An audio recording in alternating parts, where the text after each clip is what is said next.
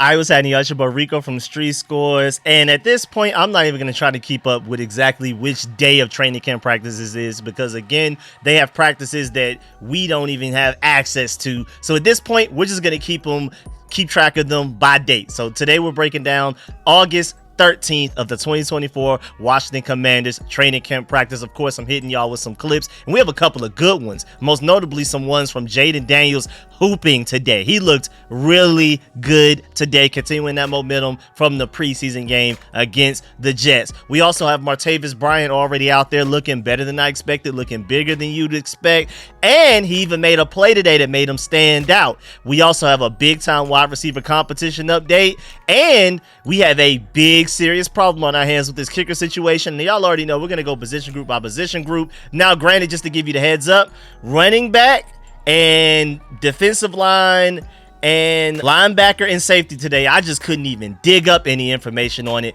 But shouts out to Cody Carpenter for coming in clutch because he did like a full breakdown of what he saw in training camp practice today. And it's going to include a lot of those position groups that I may skip over for the meantime going through the video. But when we get to the end of it, make sure you stay tuned for that because he did like a long essay, basically a full article on Twitter breaking down what he saw today as far as different competitions and different position groups, who's standing out, all of that type of stuff. So definitely make sure you stick around for that. But instead of wasting more of y'all time, before we dive into this video, make sure you stiff arm that like button, stiff arm the subscription button, and stiff arm the bell next to that subscription button so you get notification each and every time I release an informative and opinionated video just like this one. We have a lot of Jayden Daniels to talk about today, a lot of wide receiver to talk about today, but a lot of other position groups we don't have a lot to go down through until we get to that Carpenter guy that did a full breakdown of what he saw. And this is not even a Commanders reporter, a Commanders fan. He's just going around the different training camps and did like a full essay basically, and I'm gonna tell you what he said. But we're gonna dive into all of that. Let's go ahead and get to it, man. Let's get it. Adam.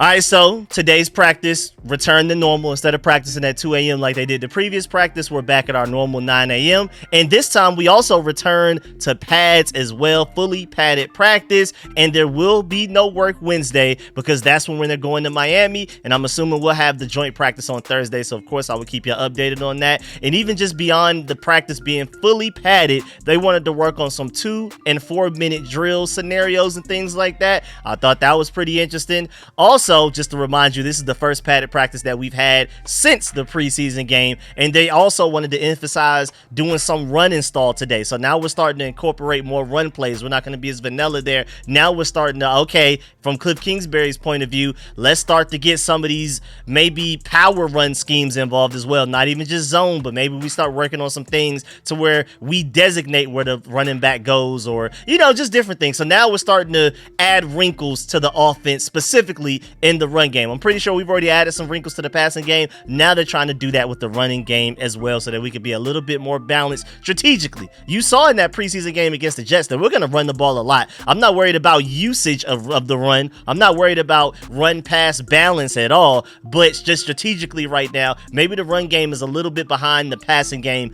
X's and O's wise, but now we're starting to ramp that up. Also, shouts out to Seawall Sports because they pointed out Commanders practice is definitely a bit more turned up today before joint practice on Thursday, and that's probably by design by Dan Quinn and the coaches, and I love that because, again, they're getting the day off tomorrow to travel, so they wanted to make sure they got every second worth of practice out today. Make sure they get 100%, 110% effort the entire day. I like that. Injury-wise, we don't have any updates. I mean, neither good nor bad. I mean, at some moment, one point in practice, De'Ami Brown tweaked something, and then he ended up having to sit out of practice for a little bit. Then he went right back and participated in team drills and everything, so he's good to go. So thank goodness. I'm hoping every day that I do these breakdowns, we never, ever have to talk about injuries. Please. Now, coaching-wise, just an update, of course, Dan Quinn let us know, and the Commanders Twitter account officially let us know that we signed wide receiver Martavis Bryant and released kicker Ramiz Ahmed. And, of course, I just did a whole breakdown, almost like 40 minutes long,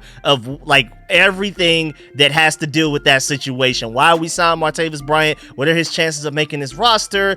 Should he make the roster over certain receivers? I went down our entire receiver depth chart, starting all the way at the top with Terry, all the way down to my Georgia Bulldog, Marcus Rosemy-Jack Saint, and tried to find where Martavis Bryant probably is right now. What are his chances of making the team? All of that. And we even broke down the Ramiz Ahmed situation at kicker. We're going to briefly talk about both of those situations in these videos, but if you really want like a fully detailed breakdown of those situations, make sure you go check out the video I put out earlier today. Moving on from that, Dan Quinn also said that they have no specific game plan built out for Miami, and he said, quote, less scheme, more evaluation, unquote. And I love that. Absolutely love that. That's how it's supposed to be. This is very similar to how Kirby Smart runs our Georgia practices, because this is how it's literally supposed to be. This is what you're supposed to be doing at this point in the offseason. Keep the offense as simple as possible and see who stands out while the offense is just bare bones naked. And then from there, we build the offense around the guys that stood out when the offense was vanilla.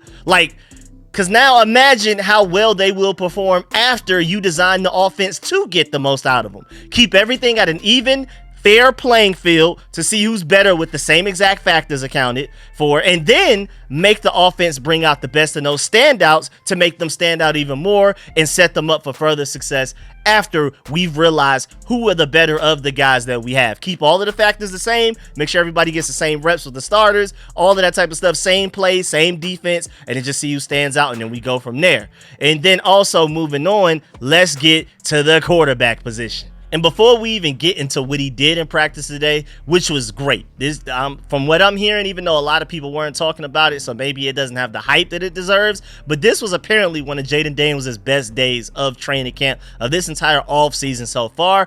I just feel like, again, after that Jets preseason game, we're not really getting as much information as we normally do out of these training camp practices. So again, sometimes there will be certain position groups that I just can't dig up anything on. But quarterback wise, we got some stuff from Jayden Daniels today, man. He was on point. Before we even get to that, apparently Cliff Kingsbury was on a show called Scoop City, and he said that Jayden Daniels texted him ahead of the first preseason game against the Jets that he wants to throw the ball deep on the first play, which is just crazy because he also said that, like, nah, we're not going to do it the first play. We just kind of want to run the ball, go through the motions, not do anything too crazy. And then, you know, with that added context to the fact that they had a run play called for that third down, and then basically Jayden Daniels looked at the situation and was like, nah, we're going to throw this deep. I don't care what you say. I'll let you know before this preseason game. I don't care what you're talking about. We are throwing it deep early. It may not be the first play. Yeah, you call it a run play. That's cool. We'll let you get away with that. But by third down, if you don't call a deep play,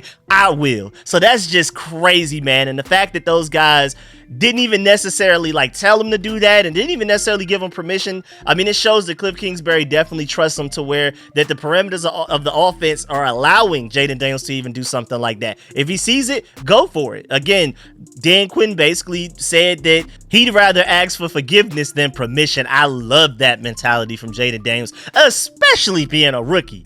Do any of the other rookie quarterbacks from this draft class have that level of permission? Maybe Caleb Williams does. I doubt anybody else does. I highly doubt it. I'm not even sure if Caleb Williams has that. And Caleb Williams looks great in the preseason right now, but does he have that much control over the offense? That would have to be a Shane Waldron question. But either way, even before we get to what he did in practice today, Austin Ekeler even talked about him and said that he sees a lot of similarities between Jayden Daniels and Justin Herbert. And he said that a few weeks ago, and I did a full video breakdown on that as well if you wanted to go check that out. But this time around, he said, quote, when you see those early steps of being able to command the offense in the first game, that's a good sign, unquote. And again, he compared him to his own Justin Herbert, who he played with. He was there when Justin Herbert was a rookie. So was Anthony Lynn, right now currently our running game coordinator and running backs coach, but he was the head coach there at the time. So I would like for them to ask Anthony Lynn how he feels about Jayden Daniels as well, to see if he agrees with what Austin Ekeler's doing, comparing them to Justin Herbert. And then also, before we get to what Jayden Daniels did in practice today, man, look at him just enjoying Who Wants Smoke by Nardo Wick. I'm not going to play the song because I'm not trying to get copyrighted, but just know that what you're looking at on the screen right now is Jayden Daniels completely vibing out, rocking out to Who Wants Smoke by Nardo Wick. And I love that, man. We got a quarterback I can relate to, man. I'm really excited about that. He likes Nardo Wick. I do too, man. Let's get it. Now let's get into what he did in practice today. First of all, There was a play where Zacchaeus had like a nice catch on the sideline, great route combination and play design, I'm assuming, by Cliff Kingsbury. Brown ran an out route from the outside, and then Olamide Zacchaeus broke underneath on an out, and then Jayden Daniels showed great patience and pace on the throw to wait for the route to develop and then get it there at the perfect time. Shouts out to JP Finley for giving us that update. Then Zach Selby said, thoughts on the team period. Jayden still looking crisp. 3 of 3 in this series, including 2 to Olamide Zacchaeus, and that's also a big compliment to Olamide, because it just seems like whenever we're out there with the starters, his name is always coming up and making plays, specifically from Jayden Daniels himself. It's one thing to ball out against the backups with the backups like Marcus Mariota, Jeff Driscoll, and those guys. It's completely different when you're out there going against the starting defense, or, I mean, at the very least, even if it's the backup defense, but you're catching passes and developing chemistry with the franchise quarterback, not a backup, not a random guy that's further down on the depth chart, the franchise quarterback in Jayden Daniels. That chemistry holds a different weight than just Olamide Zacchaeus making plays from any other quarterback throwing on the ball. So that's very noteworthy. Keep track of that. And then Daniels, shouts out to Serge the Shooter for this one. Jayden Daniels threaded the needle on the run too as well. He was moving to Zach Ertz, who made a sliding catch. And then Serge the Shooter also said that he went back to Ertz across the middle the very next play for another first down. Again, that connection between Jayden Daniels and Zach Ertz right now is probably the best connection we have on the team right now. You just can't beat that.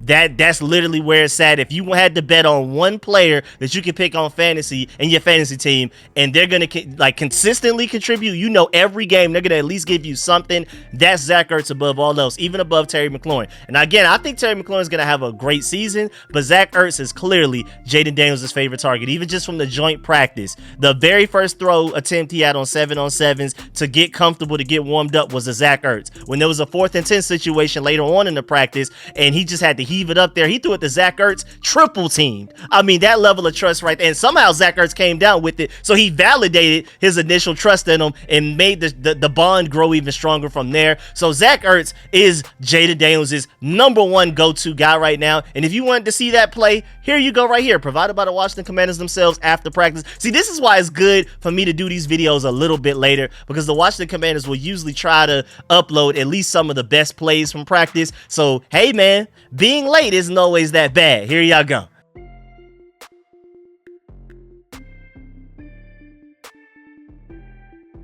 And then later on in practice, he had this amazing play. The snap was apparently high, according to Chris Russell, and it was not a design keeper by Jayden Daniels. They were in the red zone. They went no huddle and empty. JD lofted a perfect fade to Terry McLaurin for the score in tight coverage, and he said that he thinks a coach yelled out, "We like that." So from what I'm hearing, one play, super high snap, the chemistry was messed up, so apparently Jayden Daniels just said, all right, I got to make something of this, because I don't want this to turn into a negative play or anything like that. So he was like, all right, whatever, we're just going to have to make something shake. Then the very next play, they continued, went no huddle, and then emptied out, and then that's when he threw a perfect lob fade to Terry McLaurin for a score in tight coverage from Noah Igbenogany. Zach Selby tweeted about the same play. He said, what a finish for the starting offense during 2-minute drills. McLaurin made a contested catch from Daniels while being covered by Noah Igbenogany, and Nikki Javala pointed out the fact that the players were fired up afterwards, and McLaurin basically got the full Lion King treatment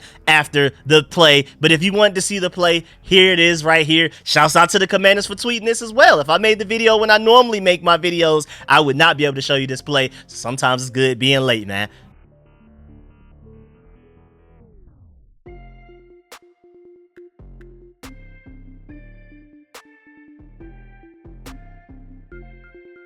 And now, even as impressive as that play is, we gotta add some context, because John Kahn pointed out the fact that the ones were facing the backups in that series right there, but still a great play nonetheless. It doesn't matter who's playing, who's the defensive line, who are the DBs or anything like that. That is a fantastic throw and a great catch. But if you were wondering why Terry McLaurin was catching a ball over Noah Igbenogany, that's because it was first team offense versus second team defense. And I love that, because that's making the second team defense really work for it and improve and develop. We need a lot more of that. You don't want to do it to the point that the first team offense gets sluggish. They need to practice against the first team defense as much as as they possibly can. But every now and then, when you can, you have some extra time sitting aside, let's give the second team defense some run so that they can develop as well in practice against the starters rather than Marcus Mariota and the backups. And also, Zach Selby said to end the practice, so far Daniels only had one incompletion in today's practice at all. And it was very nearly caught by Terry McLaurin in the corner of the end zone. So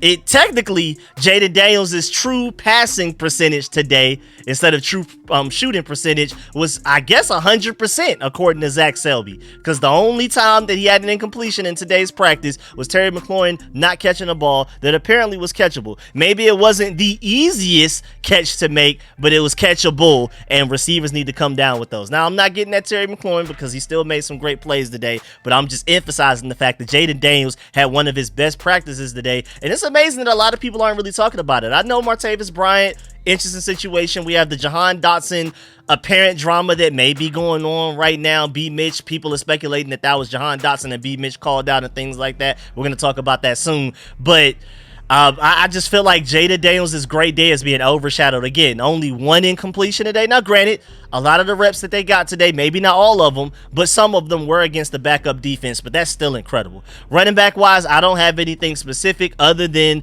the Carpenter guy that we're going to get to towards the end of the video. He talks about who he feels like is the number one running back right now, who's the number two, and who's the number three. And basically, I mean, if we only keep three, those are your three running backs. Again, stay tuned for the end of the video for that, because we're just going to run down through all of his points for every position group that he talked about. Now let's move on to the wide receivers. And of course, the talk of the town right now was Martavis Bryant signing with the Washington Commanders. Not only signing with us, but also participated in practice today, running some drills, catching some passes, and he actually looked pretty good in practice because there was one notable play, and it was, Serge Zasuda said, first play for Martavis Bryant out here. So I'm assuming this was probably Martavis Bryant's first play being a Commander at all, and he had a great block on the screen that allowed Jamison Crowder to have a big gain on a screen situation. And Serge the Shooter said that Martavis Bryant took that defensive back out of the picture to the sideline, completely just bouncer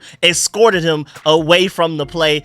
I mean, nowhere to be found. We need to put up a missing poster for whoever that DB was. Serge the Shooter didn't even say which DB it was, probably because he couldn't find out. That DB was probably gone. Oh, but now actually I'm looking through the comments. He said it was actually the Pierre kid, which is interesting because we're going to talk about him a little bit later because he made a good play. He had a really bad preseason game. Pro Football Focus felt like he was literally the worst player the Commanders threw out there, both offensively and defensively, in that preseason game against the Jets. But he also made up by making a good play today against Terry McLaurin. We'll get there. But apparently Martavis Bryant completely blocked this guy out of the frame. Like if you were recording this practice, you couldn't see him no more, how far he got him out of there. But my point is, Martavis Bryant came here not playing around in his first practice with the Commanders after being signed this morning. Martavis Bryant also said that he was 230 pounds last season. Now he's down to 208, so he's trying to lose weight so he can learn how to separate. That's probably something that the Commanders are asking for. Remember, we worked them out just a couple of months ago. We didn't sign them,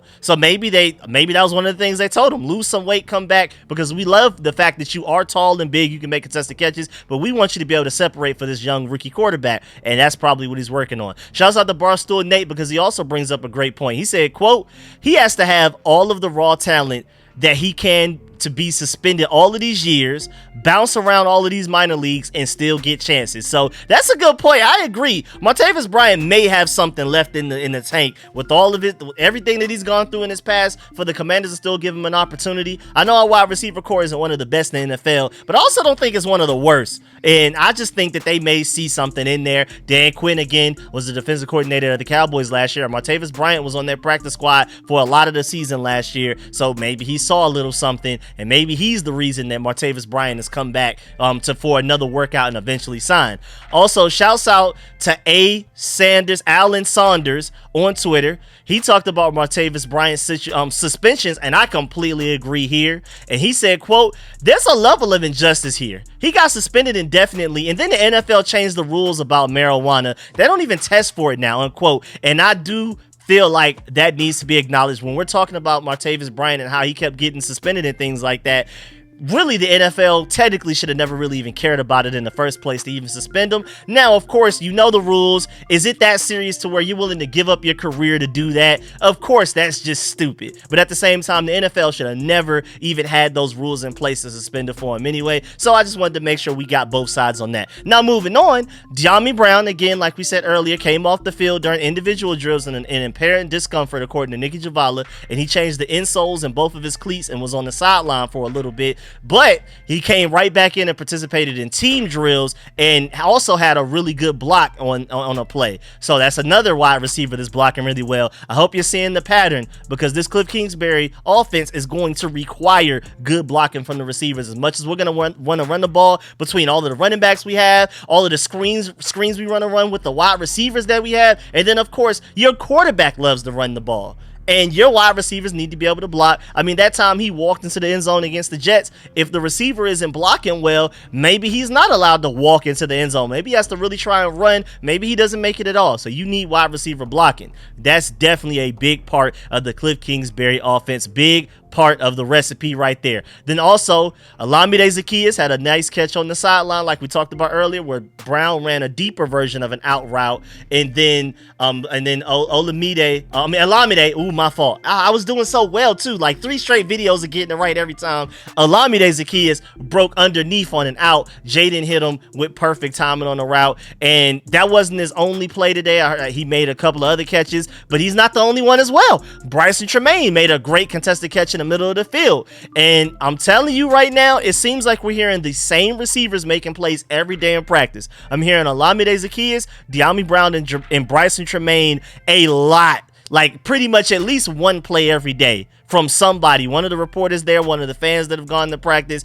Those names get mentioned, it seems like, every single day. That's noteworthy. But shouts out to Serge the Shooter, because he also said that Jahan Dotson, Luke McCaffrey, and Zach Ertz cooked today. So even though nobody else really talked about Jahan Dotson and Luke McCaffrey today, we heard some people talk about Zach Ertz. You even saw the clip. But Serge the Shooter specifically said that Jahan Dotson and Luke McCaffrey, on top of Zach Ertz, also cooked today. He said there were several plays made between those 3 guys. So we're not really hearing a lot of news from Luke McCaffrey, but that doesn't necessarily mean that he isn't out there making plays. Again, when I do these training camp breakdowns, I'm just giving y'all the information that I received. I'm not at these practices. And so I really want to emphasize the fact that just because you're not hearing about a player does not mean that they're not making plays and having good days. If there's just certain guys some reporters prefer to talk about. I'm not exactly sure why, but that's how it goes. So just to kind of give you a little bit of assurance, Jahan Dotson and Luke McCaffrey look good out there. Love to hear that, man. Shouts out to Serge the Shooter. I'm really happy you went to that practice. Apparently this is the last practice he's going to, and I'm really hurt about that, because he will give you information that maybe other reporters are not giving out there. We wouldn't have this Luke McCaffrey and Jahan Dotson information if it weren't for him. So hey man, just something to keep track of. Now moving on, Terry McLaurin also had a really good day today. Again, you already saw the play earlier. We had that contested catch over Noah Igbenogany from Jayden Daniels, and it was like the final play of the starting offense in 2-minute drills and all of that type of stuff. So very clutch there. He didn't come down with one of those great passes that Jayden Daniels threw, but he came down with basically the game-winning one, according to the 2-minute scenario that they were running in that situation. A touchdown, the final play of practice. That's technically like the game winner in their simulation. Also, before we leave this wide receiver situation, there's a lot of drama going on. People are speculating that he may be talking about Jahan Dotson, but the first person I saw talking about it was my boy Jamal at Let Maul Tell It, and he's tweeted at 10:17 a.m. I don't know who B. Mitch is sneak dissing among the wide receiver group right now, but what he is saying is facts. Body language is a MFer. And then he also even later tweeted the like 2-minute clip of B. Mitch going on his rant about a wide receiver pounding and sulking and basically acting entitled and things like that. I don't exactly know what's going on and who he's talking about, but it does not sound good. And a lot of people are speculating that it was maybe Dyami Brown and Jahan Dotson, but I'm more so seeing most people saying that it was Jahan Dotson. Now, tight end wise, not really much to talk about outside of the fact that Zach Ertz balled out today. Just completely balled out doing Zach Ertz thing. Again, like I've already emphasized, he is Jayden Daniels' favorite target right now, and I'm not expecting that to change anytime soon. Ben Sinnott has balled out as well,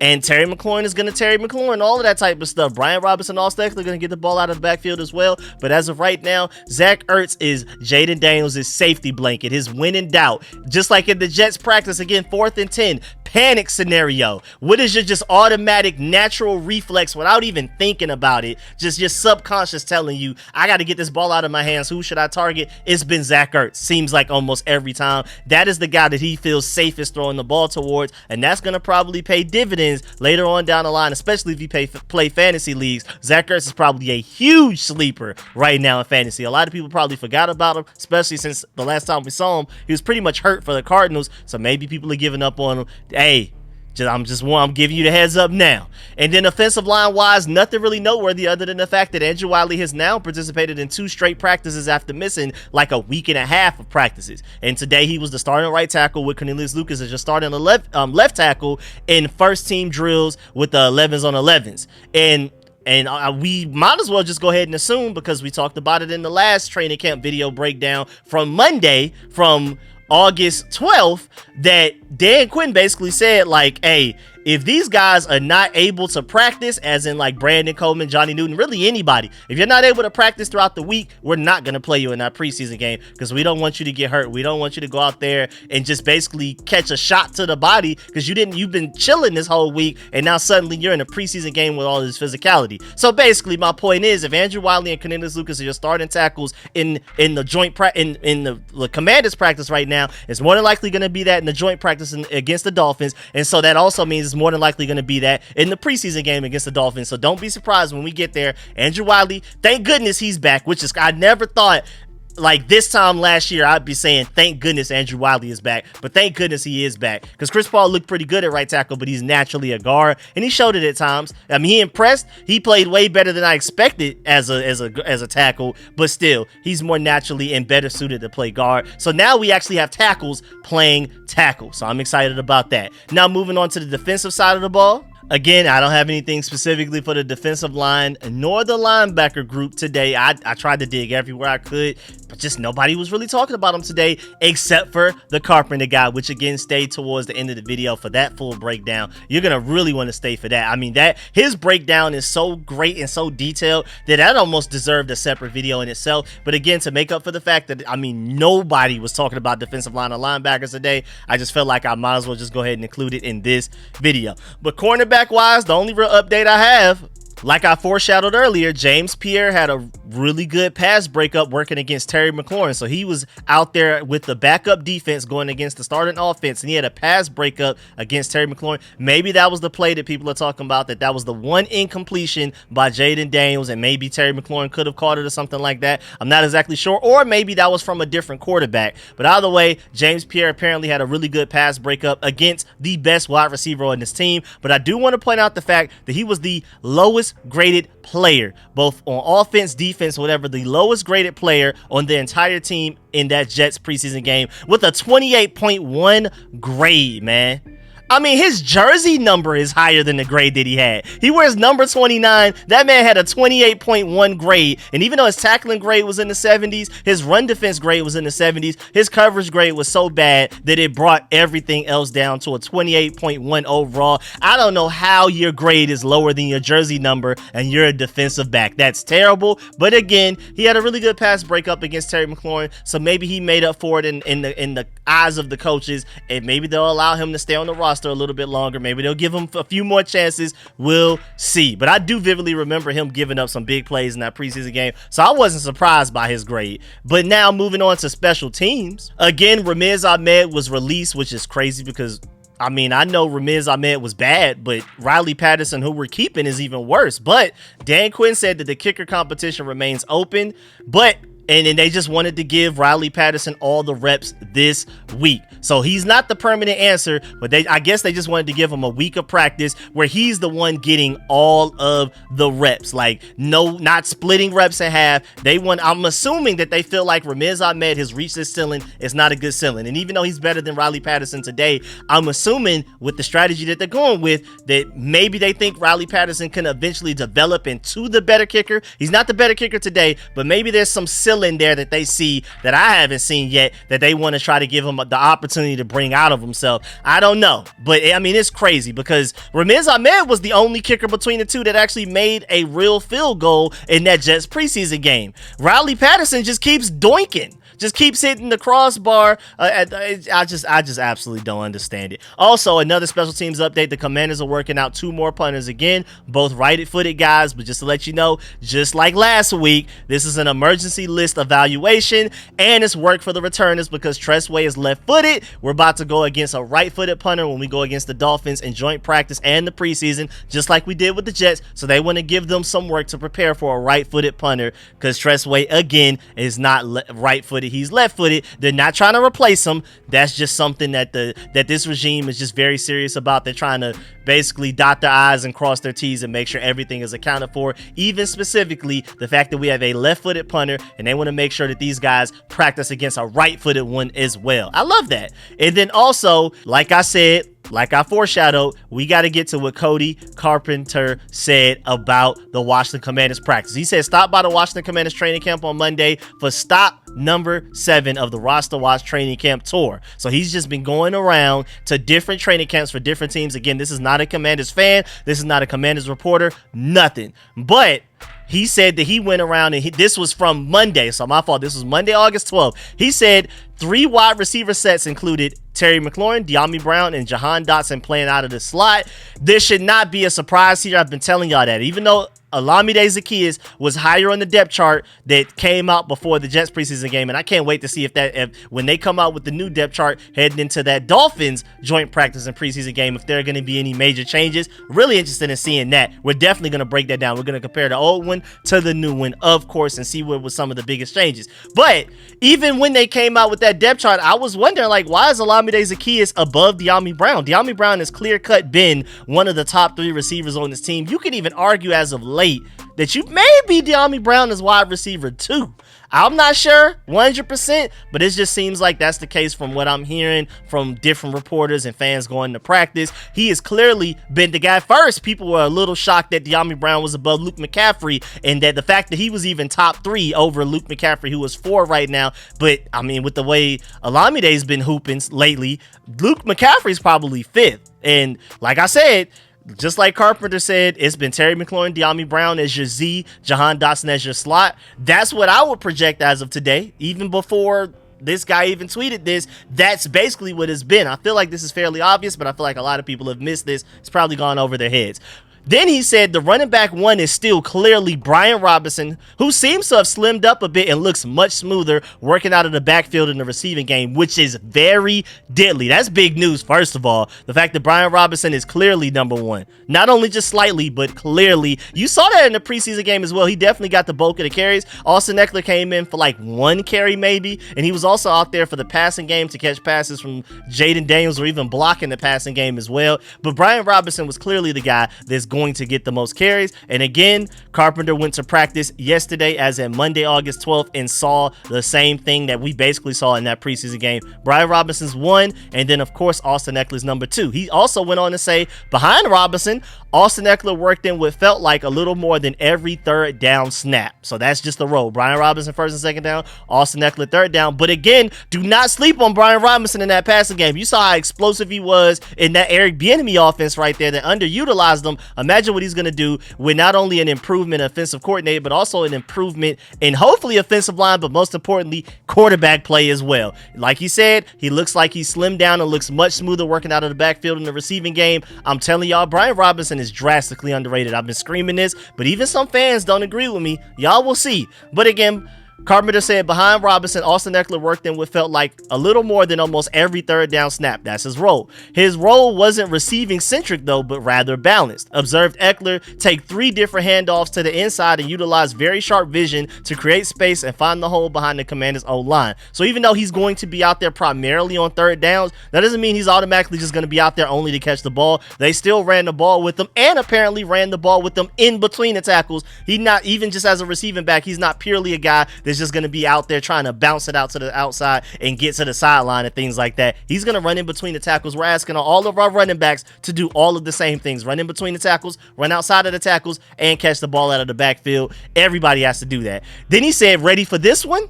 Jeremy McNichols projects to be the running back 3 on this team, and you would not be surprised by that based on what I've been telling y'all for the past couple of weeks if y'all been paying attention to these video breakdowns that I've done of every single practice. He said Jeremy McNichols projects to be the running back 3 of the team and ahead of second-year back Chris Rodriguez and rookie Michael Wiley, even though Michael Wiley looked really good in that preseason game against the Jets, and he's been making plays in training camp, so don't sleep on Michael Wiley. And then he said, however, McNichols was in a red non-contact jersey on Monday, so maybe there's a slight injury there that Dan Quinn didn't speak of, that no other reporter has spoken of as well. So that's news to me. That's my first time seeing that and reading that. I'm kind of going through this live right now with y'all. I did not read this entire thing before I started reading this to y'all. I just skimmed through like the early parts of it, and then I was like, okay, let's get to it. So from here on out, a lot of this stuff I've never read before. He also said Ben Sinnott is a clear standout and someone they want to involve. However, if an alien dropped down yesterday, essentially me, and watched that practice with no prior opinion, they could be sold on Zach Ertz being labeled as the leader of the offense. Not just the tight ends, the offense. Not just the receivers, the offense entirely, for what it's worth. He was the most vocal, led by example in drills, and was the starting tight end in line while bumping out as well. So this is a guy that's going to be a dual threat tight end for you. He's going to block in the run game. He's also going to go out wide and receive in the passing game. This is the deadly tight end situation that we've been looking for. I've been screaming, even going back since Jay Gruden, that as much as I love Jordan Reed and Vernon Davis, they couldn't run block to save their lives. So them being on the field, defenses already knew we're passing the ball, and they would adjust towards that, and it made it more difficult for us to pass the ball. And then Jeremy Sprinkles on the field, they knew we were running it because he couldn't catch the ball to save his life. So then teams would be like, okay, they plan on running the ball with this guy out here. Let's stack the box. And Jay Gruden just couldn't really do nothing with it because just by the personnel he had on the field,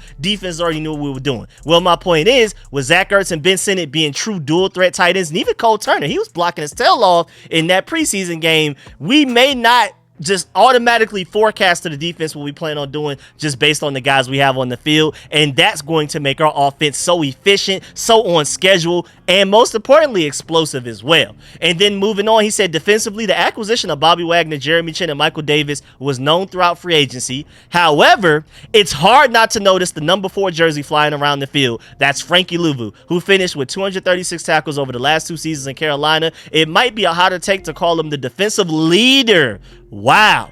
But he 100% brings that needed energy and would be my bet for leading tackler ahead of Bobby Wagner for this defense. And the leader part, maybe I'm a little bit shocked there just because the fact that we have Bobby Wagner here. Even though if Bobby Wagner weren't here, I would assume that Frankie Luvu would probably be one of your leaders, if not the leader.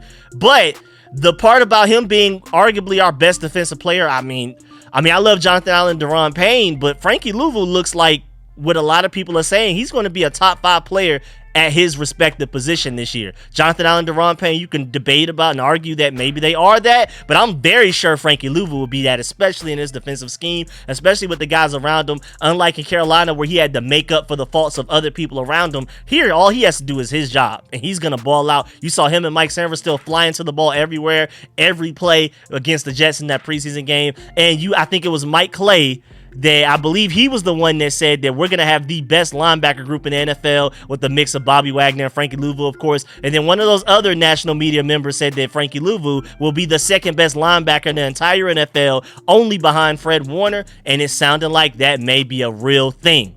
Then he also continued to say that former number 4 overall pick in the 2019 draft, Clelin Ferrell, looks reinvigorated at his new home. Ferrell was working with the first team defensive line at left end with Deron Payne, Jonathan Allen, and Dorrance Armstrong. So that's some of the most positive news I've heard about Clelin Ferrell all training camp. None of the reporters that have been going to these practices I've seen really mention Clelin Ferrell. Maybe they've mentioned that Clelin Ferrell had a good play here and there, but that's like the highest praise I've heard of Clelin Ferrell this entire offseason. That's good to know. That's good to know that it sounds like he's going to get closer to his number 4 overall pick self than he ever has since he's been drafted into the NFL. And of course, he's back in his hometown in Virginia, so I'm pretty sure he's excited about that. He's probably really ecstatic about being able to not only get another chance at this thing, especially as a starter in the NFL, but also where he grew up. I mean, I know I would if everything else didn't work out and I ended up having to come back to Atlanta or something like that. Yeah, maybe I will play with a little extra pep in my step, especially since I know my family and friends can come to every game now to support me and all of that type of stuff. It's definitely a different level. And then also he said wide receiver depth, Olamide Zaccheaus, Mitchell Tinsley, and Jamison Crowder, and Luke McCaffrey will be the next 4 opinions in my opinion. Though second year undrafted free agent Casman Allen profiles as a great practice squad stash. So he didn't mention Bryson Tremaine. He didn't mention he did not mention my boy Byron Pringle that we brought in for kick returns. That's really interesting. But again, he only came to 1 practice, so who knows? He also said, no, Dyami Brown mentioned that he has caught 500 footballs every day since February.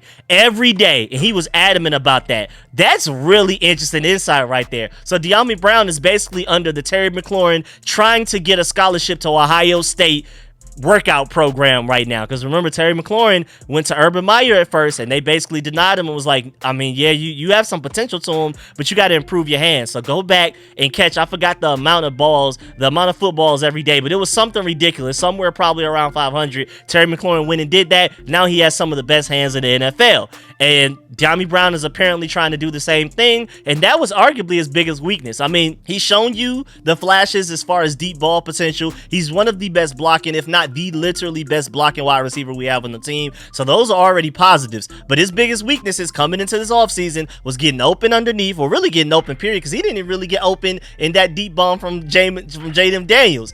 But also his hands. He would make an amazing catch one play and then drop the easy one the next play. We saw it in preseason games and things like that. So I'm happy that he's doing that. And then also he said the biggest takeaway of the afternoon, Jayden Daniels, simply wow. Cliff Kingsbury is working closely with Daniels and company. So not only is Jayden Daniels looking great, that's one nugget, but we already kind of knew that. But again, that's coming from a guy on the outside looking in, not a Commanders fan, not a Commanders reporter, just a national media analyst that's going around to all of the different training camps. And all he had to say about Jayden Daniels was, wow, that's it. That's all you need to know. And I feel like that perfectly encompasses everything going on with Jayden Daniels and the momentum that he has moving forward so far this training camp and offseason. But also he emphasized the fact that Cliff Kingsbury is working closely with Daniels, which means that he's probably working closer with Daniels than most offensive coordinators do. They seem to be like one-on-one and communicating more than a typical offensive coordinator communicates with their quarterback. Really interesting. He also said before team practice began, I clocked more than 40 minutes of quarterback-centric drilling with Daniels, Mariota, and Jeff Driscoll.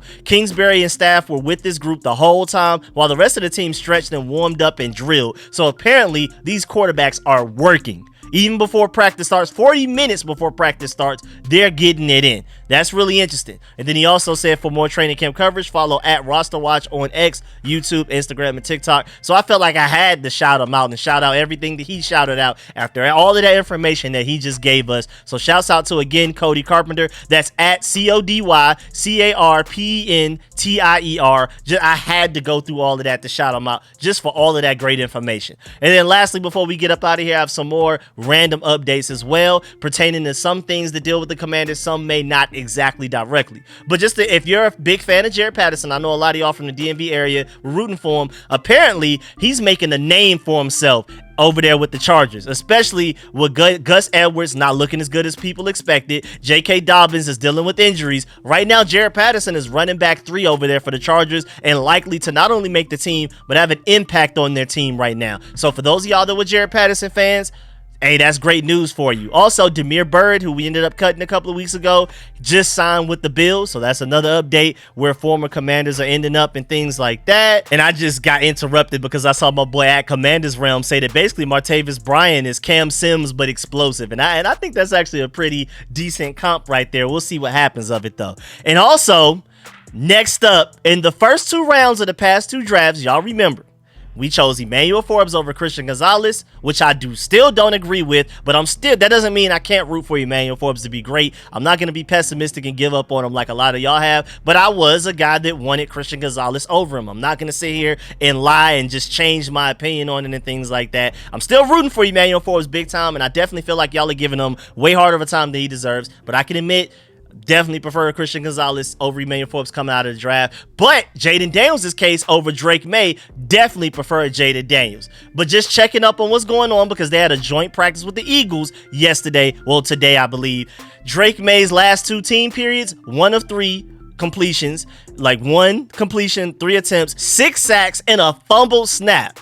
And he said one period was with the Eagles ones with Mafia at center, and of course that was the fumble. So basically, the New England Patriots are not looking good. It's not even just Drake May's fault. It's the team around him as well, even with Mafia at center. And then Christian Gonzalez, going up against AJ Brown and Devonta Smith, went 1 of 4 in the 1v1s and basically got cooked, just like Emmanuel Forbes got cooked by Garrett Wilson. But if people don't want to talk about how Emmanuel Forbes bounced back and actually had some really good reps against Garrett Wilson, but you know, of course, Jets fans didn't want to upload that footage. He even had an interception against them. But basically, my point is that Drake May, just as an update, looks like we chose the right guy to get Jayden Daniels over him, at least today. We'll see long term because Drake May was the guy known for having the elite ceiling and things like that. The Justin Herbert, Josh Allen comps, but just as of today, maybe, I mean, I think obviously Jayden Daniels is further ahead. I thought that coming out of the draft, and again, long term, short term, I prefer Jayden Daniels over Drake May, even though I would have been happy with both. And then even Christian Gonzalez, everybody's been praising him, and yeah, he's looked good at times, especially in the preseason,